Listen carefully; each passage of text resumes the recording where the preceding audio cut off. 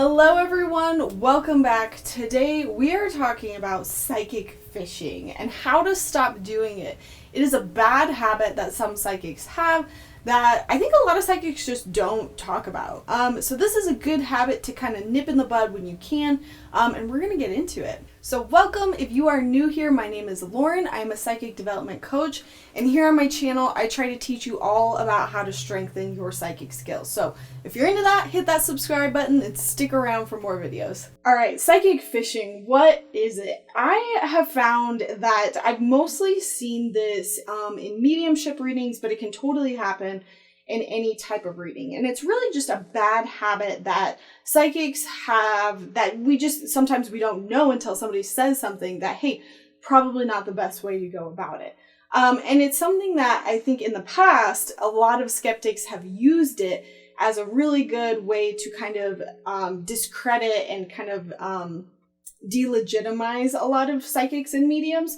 So it's something that is good for us to be aware of so that we can make sure that we're providing information in a good way so that there's no question on if it was like psychic or not. The best way to describe psychic fishing is through an example. So let's think about a gallery reading. A gallery reading is where a medium stands in front of a group of people. And gallery readings are basically made so that one psychic is reading a group of people in the room, but they're supposed to hone in on individual people and give specific people a reading. So psychic fishing might go something like this. The psychic stands in front of everybody, I should say medium in this case, because they're trying to feel out a spirit for somebody in that room.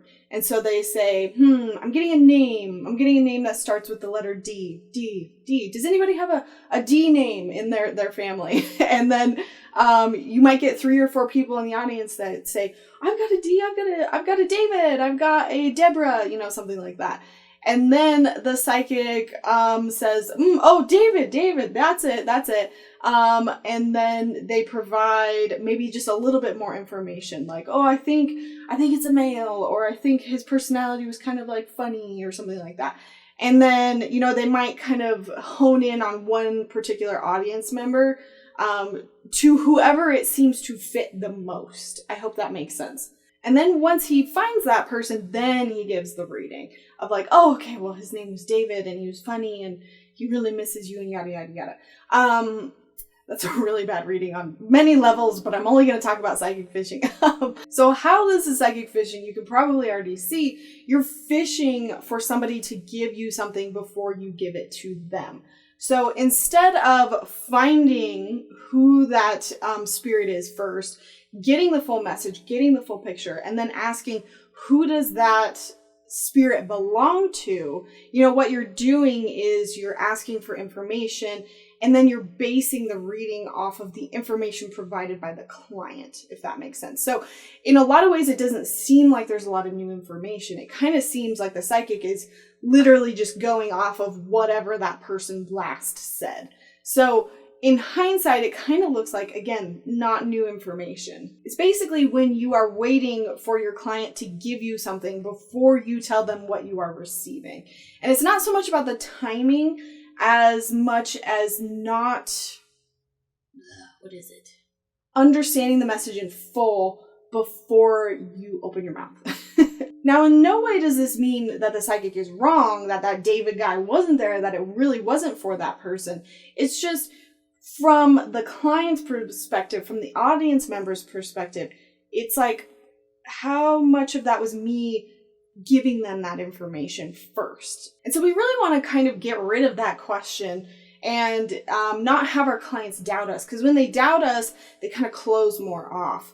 And so it's really a good habit to get into, to not fish, to have that full information before you give it to that person. As a psychic, you should be able to give a full entire reading, the full entire message, without that person giving you anything. In theory, they could be sitting there being silent and you could give them a full hour-long reading without them needing to give you any sort of information. And if that makes you uncomfortable, that's maybe a cue of how much am I relying on this person to kind of help me move the reading along.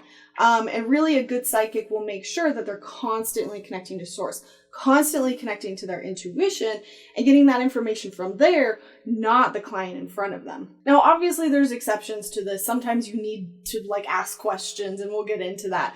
But just overall, I want you to kind of understand the idea of psychic fishing, and making yourself a better psychic comes along with just keeping it in the back of your mind so that you can be aware if you're doing it and kind of how to stop doing it. So with that example, how gallery readings really should work, and this is the way that I was trained in my program, because I wasn't alone. I had like 3 or probably like 5 or 6 other students in the front of the room with me, but we had a room of 30 people, and we kind of had to tune in and give them their messages. But we were told, don't speak, don't step forward until you have that message in full. And it was such a great practice, and I'm so grateful to Karen Fox for making us do this. And it was nice to have other people there because, while they were delivering their messages, I kind of had time to sit, figure out who that spirit was, who it was for, before I stood up, and there wasn't this big awkward silence. And if you want to learn about gallery readings, I am going to make a video on that eventually. It will be part of my mediumship course. So in theory, I should be able to connect with that spirit, get the full message, ask who is that person, who's that message for, and then give them the reading without them having to give me any sort of information. Now, not a lot of us are doing gallery readings. So how does this apply to kind of the daily psychic readings that we might give each other? In a normal reading, it might look something like this. I'm going to give another example. So let's say your client wants to know when they're going to get engaged. And you maybe tune into it and you just see fall, autumn, that time. And you give the client that information. You say, oh, I'm kind of seeing fall or autumn. I'm seeing leaves. And then the client jumps in and says, oh my gosh, that's when I wanted to get engaged. I want to get engaged in the fall because blah, blah, blah, money, or, this is going to work out the best time, blah, blah. So basically she just provided you some new information. It was her bias. And then what you do is you go back to tuning into it, and you kind of ask something like, okay, it's happening in fall. How can you manifest it?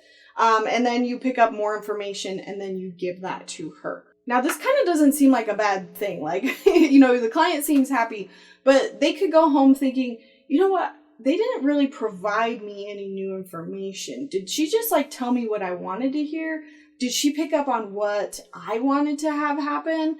And so you can kind of get into this territory of people second guessing the information that comes through, or even you as the psychic second guessing it, because you don't exactly know if you were going to the source for that information and really sticking with it, or if you were really relying on the client's bias and their input instead. And where this can become problematic is you're not using your intuition to guide the reading. You're using the person to guide the reading, if that makes sense. So what if you missed something with that initial hit about autumn or fall? What if you actually went back to that and had them not talk and say, oh, that's what I wanted? What if that was actually a message about the following fall, not this fall, but you didn't go into it deep enough to get that information, and they just kind of took whatever you gave because you didn't give the full amount of information, or maybe the, fall was actually a symbol for, their relationship, going stale or dying or something like that. And so you could have missed that because you didn't get the full story before fishing for information from them. And again, it doesn't mean that you're necessarily inaccurate. It's more just about understanding how your psychic abilities work and how client bias can impact the direction you take your readings. So hopefully now you understand a little bit of what psychic fishing is. And now we're going to get into how you can avoid this as a psychic. Now, my first piece of advice I've already said, and that is basically to know what you're going to say before you speak. This was something that was hugely put on me from my mentor, Karen Fox. She really wanted us to make sure we fully understood that message before we said it out loud. Because what if we were wrong? What if we needed to go back? What if, there's all sorts of little variables. And this is more a piece of advice as you're learning. I do think that when you practice a little bit more, things come a lot faster. So you can a lot of the times like say it as it's coming and, trust it.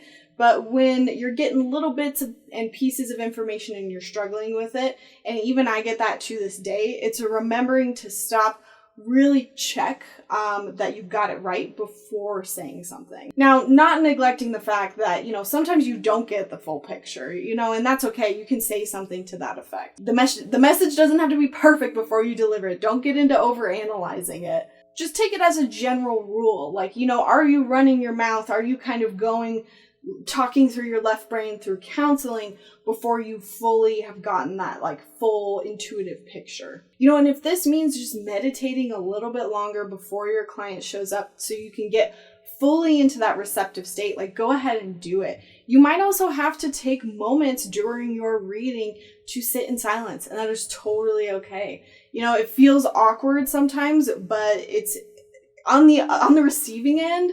I feel like I trust a psychic more when they take time to really like think, double check. Is that right? Is that wrong? And that's something you can do also, is just kind of like ask your guides, am I right? Am I wrong? What am I missing? What is it not? Good questions for you to follow up with. And if you're struggling with this piece in particular, check out my video, how to receive psychic information, because that I'm going to go into a lot more depth if you're really struggling with that like piece in particular. Another solution to psychic phishing is just to limit the amount of information that you let your client tell you. So before reading, you could say, hey, don't give me any information. Don't tell me. Like, you can decide how much you want to know. Like, I prefer to know their questions or like the general topics they want to talk about. And that's literally more so I can grab the right tarot cards that I want to grab. But you could say no questions up front. Like, you can do it however you want. And if somebody, one of the things that's really hard is if somebody is giving you too much information, sometimes you have to stop them, interrupt them, and say, hang on, let me try to pick up what I'm getting so your bias doesn't like influence me. And it's kind of, if you have social anxiety, it can be hard to say, but that was another thing I was taught, is like if they start to give you too much information, kind of be like, shh. Now my next tip, and this is kind of, I think, the main tip for kind of getting out of psychic phishing, and this is all about going deeper into the intuitive source, not your analytical mind, not your left brain, your right brain, the source, where that information is coming from. Go back to the message, go back to the guide. And I made a whole entire video on how to go deeper into psychic information. I think it is literally the thing that makes a good psychic from like a bad psychic, or not even a bad psychic, a good psychic from like an even better psychic. And really it's the ability to go into the information further. It's not just getting one hit with your right brain and then explaining it with your left brain. It's the ability to keep going back to that hit and go further and further and further and get more and more and more. And really all it is instead of pulling out from that psychic information, if that makes sense, it's going back and asking further questions. Kind of like what I said earlier of like, hey, am I right? Is this a symbol? Is this literal? Who is this about? A good psychic knows how to ask follow-up questions. Like, this is really what it's about. It's making sure that when you get a hit, you fully understand everything about it. And if you don't get the hit, instead of just being like, oh, I'm seeing this, but I don't know what it means, you can go back to your guides and say, hey, show me in a different way. Use a different clair. These are all techniques for going deeper so that you have more of this story. And really, it's going to be a lot of like little hits, but once you have them, you can kind of get that bigger picture. And I do think that it gets a lot easier when you develop your gifts, because then you have claircognizance coming in and you don't have to just get bits and pieces so much. It'll kind of be like full downloads. But there's absolutely nothing wrong with receiving it that way. And I think it's such a huge strength to be able to go deeper and constantly stay in that intuitive flow to give people the information that they need. And this way you sort of know, okay, I'm not just going off of their bias. It's, if they do give bias, I'm going to kind of clean the slate and say, okay, cool, but I'm going to go back to your guides and ask them, what does fall really mean? They might really want to push it along and make it happen, but I'm going to wait and even ask the question, is that what needs to happen first? So again, it's like asking a lot of follow-up questions. It's reading in between the lines. It's that going deeper piece where you kind of have to act as the mediator and know what questions to ask to get more clear information. One thing that's hard, especially when people want to ask questions, is to let spirit guide the reading, because they might have questions, but there might be something more important that spirit needs to talk about. And kind of like a sub tip of that is to make sure that when they provide you new information, that you're not reading that information. You're still saying, okay, cool, I'm going to go check with my guides. And why I say this is sometimes they can be wrong. Sometimes you could read into their thoughts. And we want to keep that separate and always go back to the source. Even for asking questions, not just the answers to the questions, but for the questions we should be asking, if that makes sense. Obviously, that doesn't mean you can't ask your own questions, but sometimes you have to take a step back and say, hey, what do we really need to be talking about here? And my next piece of advice, especially if you're just not getting a whole lot or if you don't have the full picture, that doesn't mean you should withhold the information. Don't get into perfectionism, especially with the psychic ability. Just give them what you do have, but be very clear that you could be wrong or that you don't have all of the information. I still do that in readings today. Something just might not be very clear. And I just say, this is what I'm getting. I think it's about this. I'm just not getting the full picture. I could be wrong, just so you know. The more practice that you have, the easier this is going to get, I swear. As long as you are staying in that intuitive right brain and not so much hanging out in the left brain where you're counseling or analyzing using kind of like your day-to-day mind, then I think you're going to be okay. And if you're confused on what I mean by that, I have a whole video on that analogy of left brain, right brain, and I will go ahead and link that up above. Now, of course, there are a lot of exceptions to this rule.